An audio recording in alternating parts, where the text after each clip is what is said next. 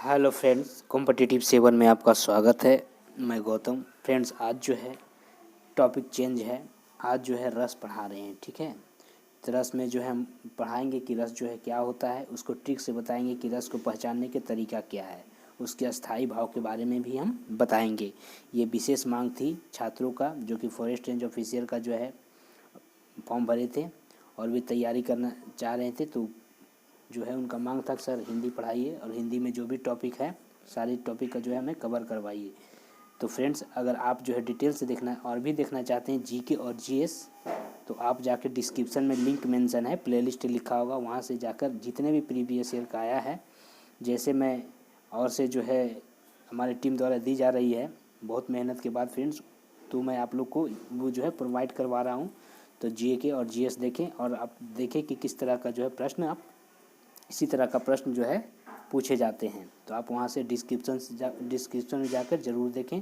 और भी जो है इसके अलावा हम पढ़ा चुके हैं, यहाँ संधि भी पढ़ा चुके हैं फ्रेंड्स। इसके अलावा अलंकार भी पढ़ा चुके हैं, तो वो जाके आप डिस्क्रिप्शन में देख सकते हैं और देख सकते हैं जीके जीएस भी कि किस तरह का प्रश्न आते हैं। तो चलिए फ्रेंड, टाइम वेस्ट ना करते हुए शुरू करते हैं।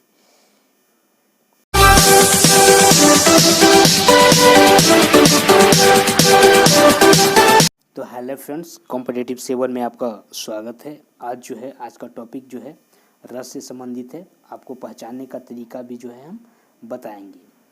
तो यहाँ पे आप देख सकते हैं कि रस में एग्ज़ाम में अक्सर पूछे जाते हैं कि किसी इसका जो है अस्थाई भाव पहचानिए। तो आपको जो है ट्रिक्स के माध्यम से हम बताने वाले हैं। यहाँ पे आप देख सकते हैं रस को पहचानने का तरीका। आज के टॉपिक में सारा रस जो है कवर हो जाएगा फ्रेंड्स। आपको पहले जानना है कि रस होता क्या है। तो रस मतलब होता है, हम उसे कहते हैं जिसका जो है कोई आनंद महसूस करते हैं। जैसे किसी कहानी का, किसी भी जो है टॉपिक का जो है या किसी भी काम को करने में हमें आनंद महसूस होता है, आनंदित होते हैं, उसे जो है रस कहते हैं एक सिंपल भाषा में। अब जो है एग्ज़ाम में अक्सर अस्थाई भाव पहचानने के तरीका जो है हमें जानना है। तो एक ट्रिक के माध्यम से आपको हम बता रहे हैं फ्रेंड्स। जैसे कि आपको जानना है कि करुणा हास्य श्रृंगार मिलकर, इसी में सारा जो है आपको भाव समझ में आ जाएगा पहले, जबकि जो है आपको ध्यान देना है। करुणा हास्य श्रृंगार मिलकर वीर भयानक शांत बना, ठीक है। शोक हास रति उत्साह से भय भी निर्वाद बना।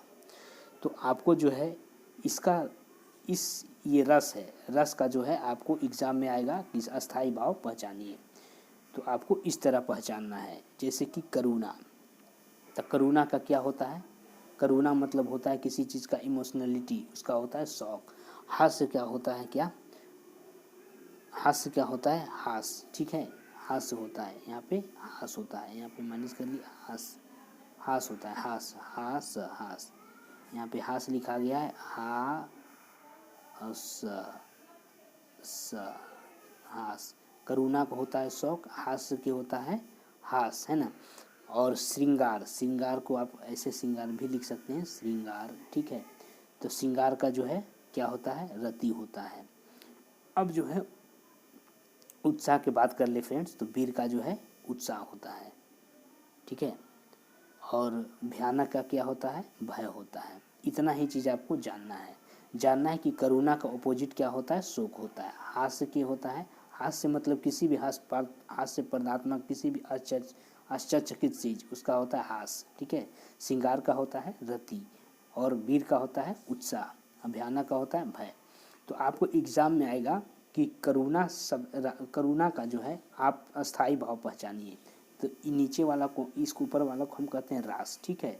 इस रास का मतलब कि ऐसे बोल दिया जाएगा, ये देखिए, करुणा का शोक, हास के हास, ये वाला हास हो गया हा स, ठीक है। और जो है श्रृंगार का रति और वीर का होता है उत्साह और भयानक का होता है भय, ठीक है। तो आपको बोलेगा ऊपर वाला को हम क्या कहते हैं? रास कहते हैं, ठीक है। ऊपर वाला को रास कहते हैं, नीचे वाला को हम कहते हैं अस्थाई भाव, अस्थाई भाव, अस्थाई भाव कहते हैं। आपको एग्जाम में आएगा कि करुणा रास का जो करुणा शब्द का जो है आप अस्थाई भाव बताइए। तो करुणा का आपको बताना है कि शोक होता है। आपको बोल देगा वीर का जो है अस्थाई भाव बताइए, या फिर उत्साह अस्थाई भाव का जो है आप रास बताइए। तो वीर का होता है वीर रास, वीर का क्या होता है, वीर का अस्थाई भाव बोल देगा तो उत्साह हो जाएगा। श्रृंगार का बताइए, श्रृंगार रास है उसका अस्थाई भाव बताइए तो रति हो जाएगा। हास्य जो है रास है उसका अस्थाई भाव बताइए तो क्या हो जाएगा, हास हो जाएगा। इस प्रकार जो आपको अपोजिट करना है, तो ये वाला आपको याद रखना है। करुणा का शोक हास के हास होगा, हास ऐसे वाला नीचे हास, ये वाला हास, ठीक है। यहाँ पर थोड़ा सा हास इस तरह वाला हास, ठीक है, इस तरह वाला हास। हास्य के हास होगा, श्रृंगार के रति होगा, वीर के उत्साह होगा, भयानक के भय होगा। तो ये आपको याद रखना है। अब तो आपको जो है ये इजी तरीका सब बता दीजिएगा।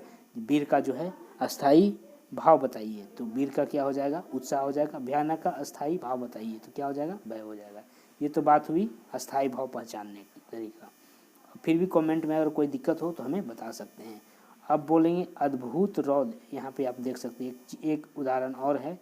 अद्भुत रौद्र विभास्त के कारण और उसका सम्मान बना, विश्व में क्रोध की जुगुप्सा से रसों का अस्थाई भाव बना। तो अद्भुत के आप जान रहे हैं क्या होता है, अद्भुत के यहाँ पे जान रखते यहाँ पर होता है विस्मय। अद्भुत के होता है विस्मय, ठीक है। यहाँ पे थोड़ा सा अद्भुत का होता है यहाँ पे विस्मय होता है।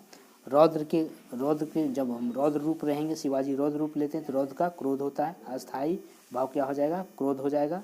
विभास्त के क्या हो जाएगा, जुप्सुगु हो जाएगा। यानी कि आपको 6 इधर और 3 इधर, यानी कि 6 3 9 भाव होता है ना। यानी कि रास के कितने, रास के जो है पहचानने का तरीका कितना हुआ, 9 प्रकार के होता है, ठीक है। तो ये आपको याद रखना है। तो इसको जो है आप याद रखिए कि अद्भुत को क्या हुआ, विस्मय होता है। रौद्र के जो है अस्थाई भाव क्रोध होता है, विभास्त के जुगुसु होता है। ये वाला कहीं आप लिख के याद कर लीजिएगा। ये तो बात हो गई फ्रेंड। अब है कि विभाव भी 2 प्रकार के होते हैं। ऐसे एग्जाम में अक्सर ये जो है मोस्ट इम्पोर्टेंट यही रहता है। यही से आपको एक जो है एक या 2 क्वेश्चन 3 क्वेश्चन रात से देखने को मिलेंगे। फिर भी ये है फ्रेंड्स, तो बता ही देते हैं आपको। विभाव क्या हो गया, तो विभाव के 2 प्रकार के होते हैं, आलम्ब और विफल। तो ये जो है विफन, तो ये तो एग्ज़ाम में अक्सर पूछे नहीं जाते हैं, लेकिन फिर भी जो है आप देखिए विभाव आपको बता देते हैं, बता ही देना चाहिए। विभाव अस्थाई भाव और जो है इसको हम बोलेंगे सचारी भाव। यहाँ पर सचारी भाव, यहाँ सचारी जारी हो गया है, सचारी भाव और अनुभाव, ये जो है एक ही रूप है। जैसे विभाव किसे कहते हैं, यहाँ पर भी अगर आ जाए एग्ज़ाम में तो आपको जानना है। तो किसी ऐसा चीज़ जिसे देखकर डर लगता है, जैसे मान लें भूत, तो भूत को जो है अचानक हम देख लेते हैं तो उससे जो है डर जाते हैं, तो डरी हुई चीज़ को हम कहते हैं विभाव। और डर के कारण अब हमें उस मन में क्या उथल पुथल मच रहा, उसे देखकर मन में उथल पुथल मचना, जो जिज्ञासा होना कि अब जो है डर गए तो अब क्या करें, इसके भाग जाएं कि खड़ा रहें, तो इस तरह जो है मन में जो है एक विचार होना, तो उसको कहते हैं अस्थाई भाव। और फिर जो शरीर अब भागने की क्रिया, यानी शरीर काम कर रहा है, तो उसको कहेंगे क्या, तो उसको कहेंगे अनुभाव। यानी कि जब शरीर क्रिया करने लगता है तो उसको अनुभाव करते हैं। और जब विचार मन में उत्पन्न होने लगता है कि क्या करें, इसे लड़े कि भाग जाए, तो अस्थाई भाव कहलाता है। विभाव मतलब जिससे हम देखकर डर जाते थे। तीनों एक ही चीज़ है। आशा करते हैं ये जो है आज का रास का टॉपिक जो है यही कंप्लीट हो गया। तो जैसे आपको बोलेगा कि सीता, जैसे बोलेगा कि अचानक राम भगवान आ गए, तो राम भगवान आ गए तो इसमें विभाव बताइए कौन है, तो विभाव राम हो गया विभाव, राम आ गया। जैसे भूत आ गया था, राम आ गए। फिर जो है उसको देख के क्या करना है, तो उसको देख के हमको मन में जो होगा प्रणाम करेंगे, उनसे मांगेंगे, क्या करेंगे, मन में जो चलेगा तो उसको स्थायी भाव करेंगे। अब जो है जब उनको देख के लगेगा कि नहीं अब हमें जो है यहाँ से चल जाना चाहिए, जब हम उनको प्रणाम करने के लिए शरीर मेरा काम करेगा, हाथ उठाएंगे, प्रणाम करेंगे, पैर को छुएंगे तो शरीर काम करेगा, है ना। तो पैर छूने तो उस तरह की क्रिया को बोलेंगे अनुभाव। तो इस तरह आपको समझ में आ गया होगा। तो आशा करते हैं रास कंप्लीट हो गया फ्रेंड्स। फिर मिलेंगे नेक्स्ट वीडियो में, तक लीजिए।